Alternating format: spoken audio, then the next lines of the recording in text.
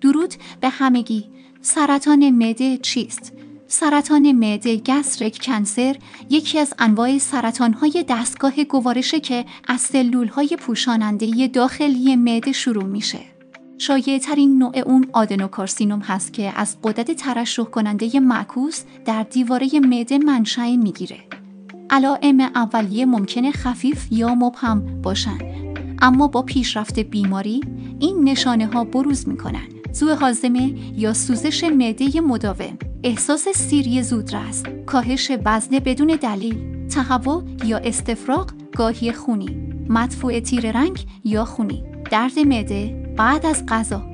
عوامل خطر: عفونت با باکتری هلیکوباکتر پیلوری H پایلوری، سیگار کشیدن، سابقه خانوادگی سرطان معده، برخی بیماری‌ها مثل گاستریت مزمن یا کمخونی پرنیشیوس. روش‌های معمول برای تشخیص: آندوسکوپی و نمونه برداری بیوپسی، آزمایش خون.